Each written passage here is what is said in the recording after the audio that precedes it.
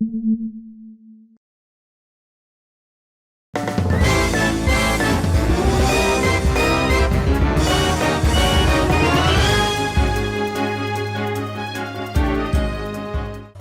everybody, what's going on? Your host LovelyCheesePizza here. Welcome back to Let's Play some more Gran Turismo 3, the ultimate driving simulator. Almost said Grand Theft Auto 5 there.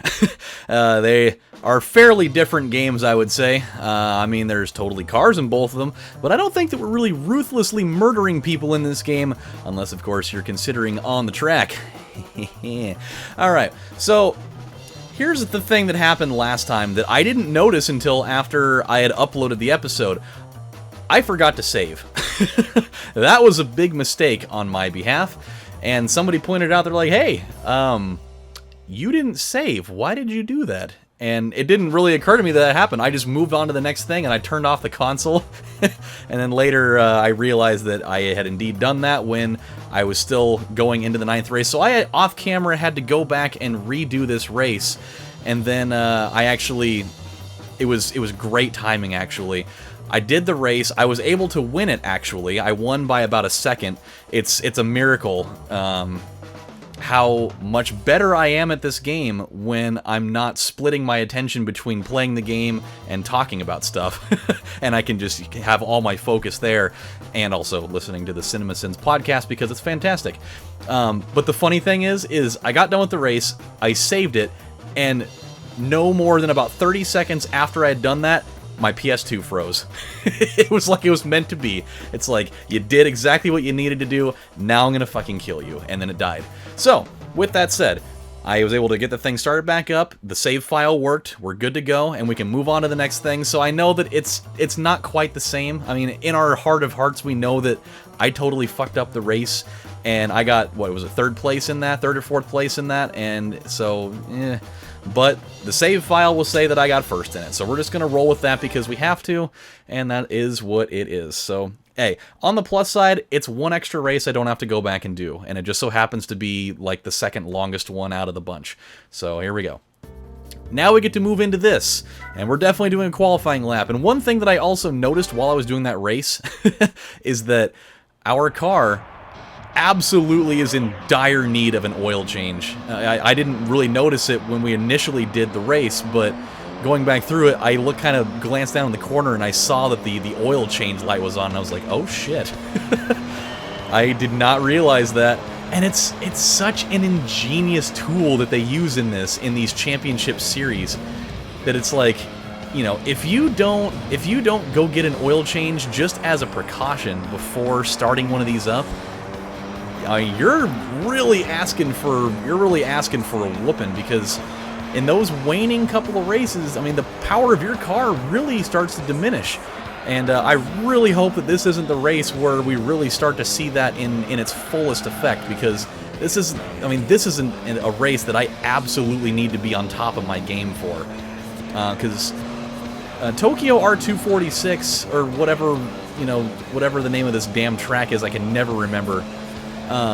It's so unforgiving that in both orientations of this track there are a bevy of corners and turns and things that I'm just like not very comfortable with taking. There always just seems to be something that I do wrong with them, and so boy, I'm not horribly comfortable in my ability to pull this thing off. I'm just hoping that I can do this qualifying lap good enough that I can get pole position. Because it seems like, it seems like when we do these, we seem to do much, much better than the actual race itself. Just because obviously there's a lot more cars, and it seems like they perform better. It's kind of like they're giving you the 50-yard fake out a little bit with that. But we'll see what we can do. I think as long as I can race a clean race, we might be alright. We'll see what happens. We'll see how well we stack up to the competition here. I'm hoping it's good. I am hoping it is good. Oh, no, don't do that, don't do that. Okay. We need our focus for this. We need to take our focus factor. Ooh, the Mugen took over. Or Mugen. Is it Mugen or Mugen? I've never really known.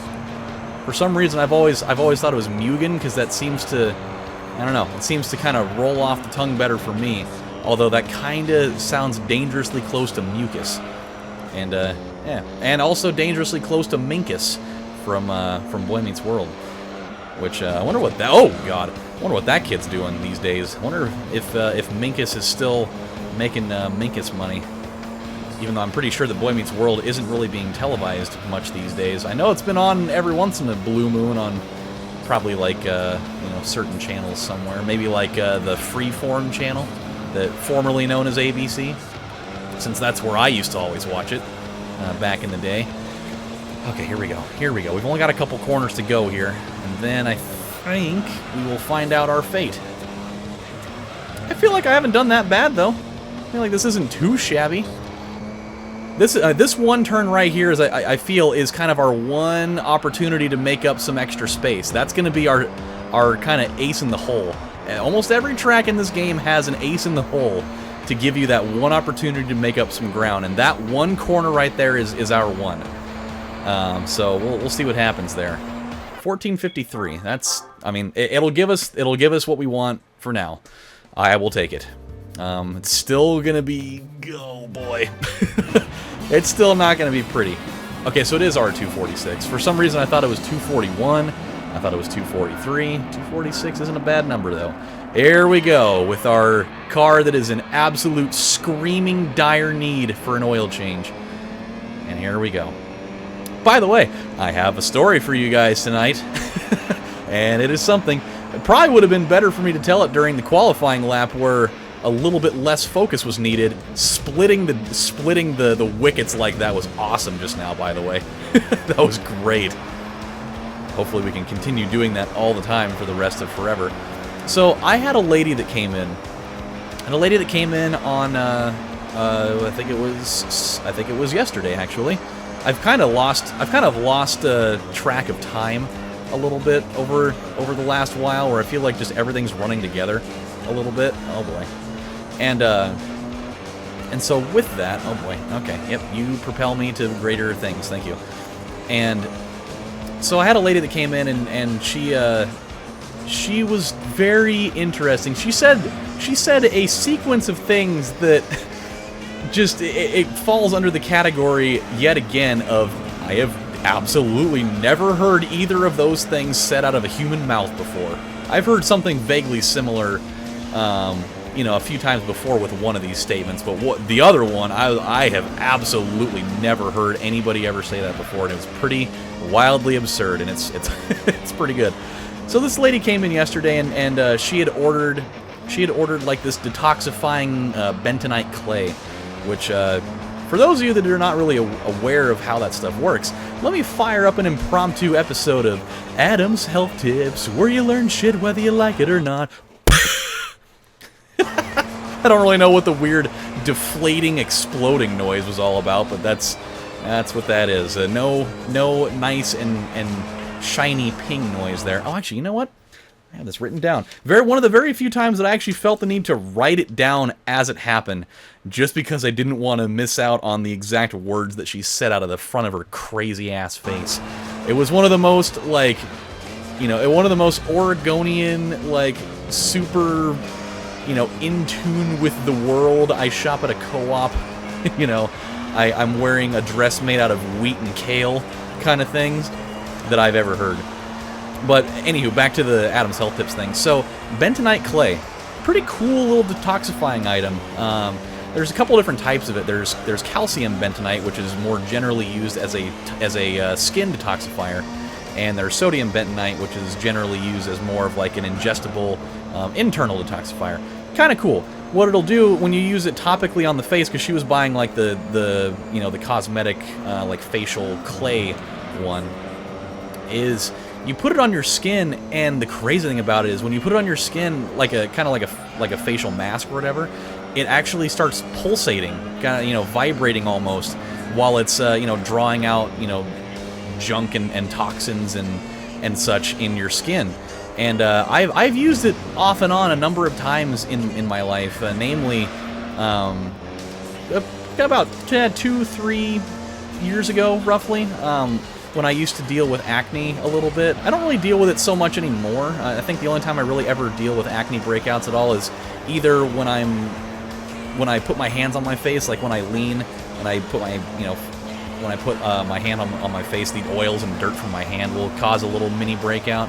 Or just from stress. I think stress can cause little, mini acne breakouts for a lot of people. But very, very infrequent for that sort of thing to happen. And it's such a weird sensation. Like it feels, the only type of way that I can really quantify it is it's basically like a massage chair for your face, just without somebody, without somebody, you're not sitting in anything, nor is anybody sitting on your face and farting on it, as that I feel like would be about the only sort of way that you could replicate the sensation of a massage chair. Just somebody blowing a mixture of methane and other chemicals and poop particles all over you. So that is now a thing that's in your brain that you can't unknow or unhear ever again. So anywho, so this lady comes in and she's buying some of that, and so she goes about telling me how excited she is to use it, and she's all she's on this crazy cleansing and detoxifying binge because a good friend of hers has been doing a lot of different cleansing things after she got diagnosed with stomach cancer, I believe it was, and she decided to go out and read this book about how, and by the way, strap yourself in for this, by the way. This is where it starts getting kind of weird. She got this book written by, I don't know, fucking Carlos Santana and the Baloney Crew or whatever, and it basically goes on to say that every single human illness that exists on this planet can all be cured by one thing and one thing only, and that just nobody knows about it except for this one person, essentially. And you ready? It's not chemo. It's not natural medicine. It's emotions. Your fucking feelings are apparently the magical key that can cure every illness known to man. Like, apparently every single illness on this planet has some type of like emotional counterpart, essentially, that if you're afflicted with whatever sickness that that said emotion is triggered for, and you use the opposite emotion, that you can essentially heal yourself by using your own emotions, and no Western medicine, no natural medicine, just the own power of your own brain, essentially the power of suggestion, but using emotions instead of just strictly saying, oh, you are not sick, you are not sick, you will feel better right away. And I'm just sitting here thinking, that is dangerously absurd. That is dangerously not a good idea in terms of a way to think about how to treat your own sickness. Like, let me make an addendum to that. Like, I understand that ideology to a point. Like, there is most certainly something to be said about when, especially with things like cancer, like if you're if you have cancer or like a terminal disease, there's a lot to be said about your ability to enhance your body's ability to fight, by not succumbing to your by not giving in, by not just like giving up, because your body also gives up when you kind of have that moment where where you give in. So when you tell your body to fight, obviously your body can kind of enhance its own immune system in that sense. Kind of how people they'll start coming down with like the common cold, and they'll basically tell themselves like, oh, you can't get sick, you're not gonna get sick, that kind of thing, and they can kind of will it away, if you will. But I think that exact area right there is where that theology should stop. Like, that should be the limit of where that type of thing is used, because you can't, like, nobody has ever willed away their own cancer. You have to leave that to more severe things. Like, even the power of prayer, if you are one that subscribes to that, using the power of religion and prayer to help cure what ails. I do believe in that to a point. I think that there are supernatural things that science and medicine cannot explain, that there is something to be said there. but I would not say that, you know, you rely strictly on just that to cure what ails you. You need to, you know, there needs to be a place for a number of those things, not just one or the other, and especially just your emotions. Like, it does not possess the ability to do that sort of thing. It's so weird that, like, people really seriously do subscribe to that. And, you know, and if you guys out there, if somebody watching this is somebody that follows that, I don't mean to take a shot at you and tell you that you're fucking crazy. It's just, for me personally, I don't see where, you know, where that can be. I feel like that mode of thinking can be potentially very dangerous, you know. So that's just me. But then she went on a little bit further to say something that I've heard variations of this statement before, but just the way that she said it was very interesting. A lot of people have said the idea that, you know, we're just, you know, spirits inside of human husks, essentially. You know, when, you know, or people just think that we're just empty shells, and when you die, that's the end of it. And then there are people that think, you know, when you die, your soul leaves your body and goes to heaven or whatever, you know, afterlife, ethereal type of thing. What do we get? Ooh, I like that. Is that, I don't remember the name of that thing. Is that the GT40? I think that's the GT40 race car, if I am not mistaken. Hold on a second. Let's go have a look at that. But there's a lot of people that subscribe to that idea. You know, it is the GT40. How about that? Mid-engine, too. Oh, it's so sleek. With that blue racing stripe on it, I love that. I think that looks fantastic. So, really quick, just because the Mercedes earned it, I think it did a damn good job. It has earned a fine oil change and a car wash.